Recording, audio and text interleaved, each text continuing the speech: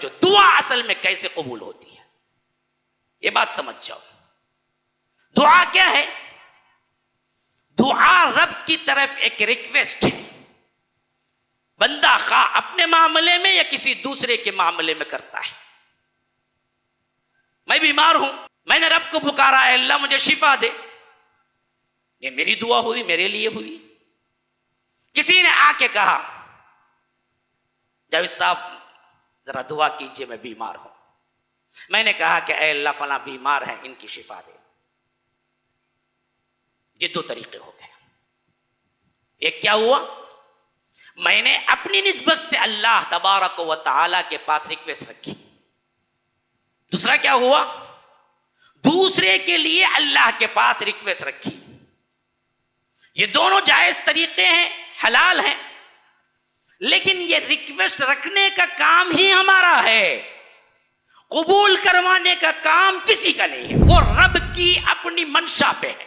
याद रखो, ये बिल्कुल गलत चीज है कि जब कोई अल्लाह का वली या पैगंबर दुआ मांगे तो 100% कबूल ही होना। अल्लाह के ऊपर एक बहुत बड़ा क्या है, उसके ऊपर एक हुक्म है कि वो कबूल करके ही रहना है। ऐसी कोई बात नहीं। अल्लाह ने जब चाहा कबूल किया, जब चाहा रद्द किया। खाओ कोई भी हो, याद रखो, कोई भी हो। अल्लाह के रसूल सल्लल्लाहु अलैहि वसल्लम की दुआएं भी कभी जब कबूल ना होना थी, ना कबूल हुई। उससे बड़ी शान वाली शख्सियत क्या होगी? अल्लाह के रसूल सल्लल्लाहु अलैहि वसल्लम, सही मुस्लिम की रिवायत है, अल्लाह के रसूल सल्लल्लाहु अलैहि वसल्लम ने फरमाया, मैंने दुआ की, ऐ अल्लाह मेरी उम्मत में फितना और फसाद, लड़ाई झगड़ा ना हो, क़यामत तक मिलके इत्तेहाद के साथ रहे। अल्लाह के रसूल सल्लल्लाहु अलैहि वसल्लम ने फरमाया कि मैंने ये दुआ की, अल्लाह ने रद्द कर दी। हाँ, कबूल नहीं किया।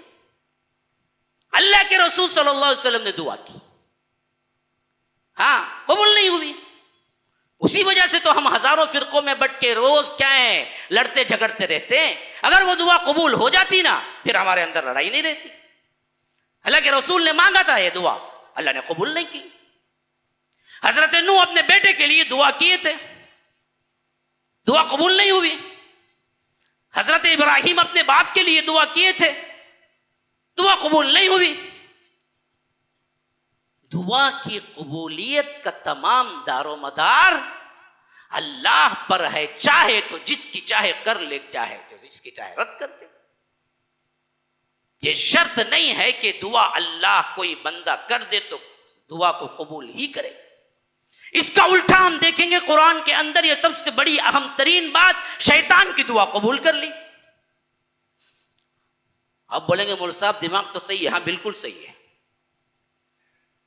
हाँ, पूरे दलाइल के साथ आपके सामने रखता हूं। जब अल्लाह तबारक व तआला ने हुक्म दिया कि शैतान के साथ जितने मलाइका थे, वह इज़ क़ुल्ना लिल मलाइकति इसजुदू लि आदम फसजदू इल्ला इब्लीस, सबके सब सजदे में गिर पड़ो, लेकिन शैतान ने इनकार कर दिया।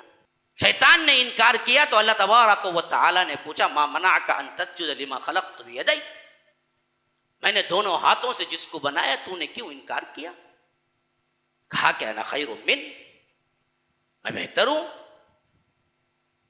अल्लाह ने कहा कि तू गुमराह है, राइंदे दरगाह है, फइन्नका रजीम, निकल जा। क़ाला फ़ख़रुज मिनहा, उसने कहा कि अंज़िरनी इला यौमि युबासून, अल्लाह दोबारा उठाए जाने तक मुझे मोहलत दे। ये दुआ किससे कर रहा है? वो अल्लाह ही से तो कर रहा है। और क्या मांग रहा है?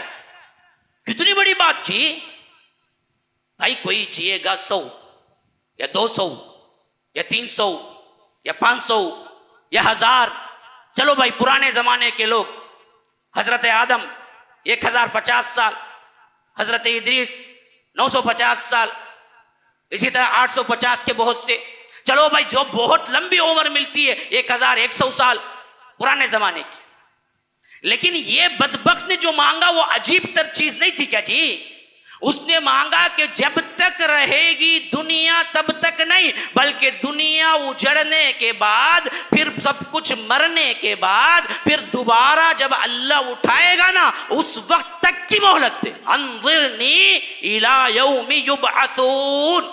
ये नहीं बोला कि अंज़िरनी अल्लाह मुझे मोहलत दे तब तक जब सब मर जाएंगे, दुनिया फना हो जाएगी, नहीं बोला।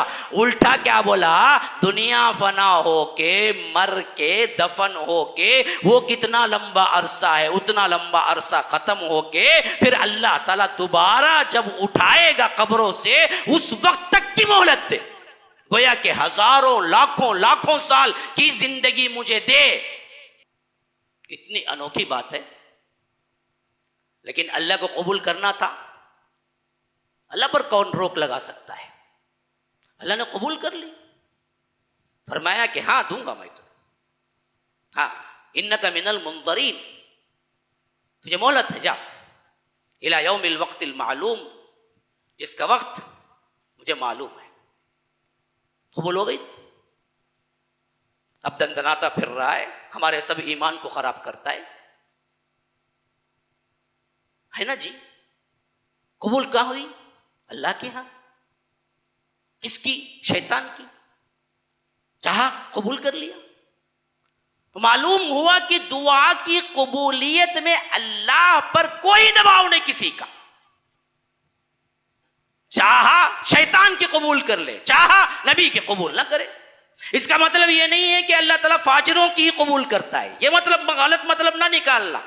हाँ याद रखो, हर बात को सुनकर उसका अच्छा माना निकालना, यह ईमान की एक दलील है। मेरी बातों को तोड़ मरोड़ कर कट करके क्या नहीं करना। देखो इन्हों क्या बोलते हैं, देखो शैतान के कबूल करता कहते अल्लाह के रसूल की नहीं कबूल करना। नहीं, मैं असल में बताना चाहता हूं कि कबूलियत का इख्तियार किसी माई के लाल के पास नहीं है, ना अब्दुल कादर जिलानी के पास, ना अली हजवेरी के पास, ना फुला के पास, ना पत्थर के पास, ना हजर के पास, ना शजर के पास, ना दरगाहों के पास। ये इख्तियार कुल रब्बुल आलमीन का है। जब चाहे नबी की कबूल कर ले, जब चाहे शैतान की कबूल कर ले, जब चाहे नबी का इनकार कर दे। ये कबूलियत के लिए कोई दबाव किसी गैर का नहीं है। अल्लाह जब चाहता है कबूल करता है। अस्सलामु अलैकुम वरहमतुल्लाहि वबरकातुहू। सामाईन व नाज़रीन, अल्हम्दुलिल्लाह आप लोग जानते हैं मस्जिदुस्सलाम की तीसरी छत डाली जा रही है और ख़ास तौर पर मदरसतुस्सलाम लितहफ़ीज़ुल कुरानिल करीम के तलबा के लिए रिहाइशी इंतज़ामात हो रहे हैं, जिसके लिए 50 लाख की अशद ज़रूरत थी। और हमने ऐलान किया कि अगर 1000 लोग 5,000 रुपये देने के लिए तैयार हो जाएंगे तो अल्हम्दुलिल्लाह ये रकम बहुत जल्द पूरी हो जाएगी। तो इस एतबार से आप लोगों ने माशाअल्लाह इस मामले में हिस्सा लिया। मुल्क बैरून मुल्क के कई अफराद ने, अल्लाह जज़ाए खैर दे, उन्हें अल्लाह खुश रखे, सेहत आफियत से रखे। अल्हम्दुलिल्लाह तकरीबन 500 के करीब लोग जमा हो चुके हैं और 500 लोग शामिल होना 5,000 रुपये के एतबार से। तो आपसे मैं बड़ी ही मुखलिसाना रिक्वेस्ट करता हूँ कि आगे आएँ। हमारी तामीर का जो सिलसिला है बहुत जल्द मुकम्मल हो जाएगा।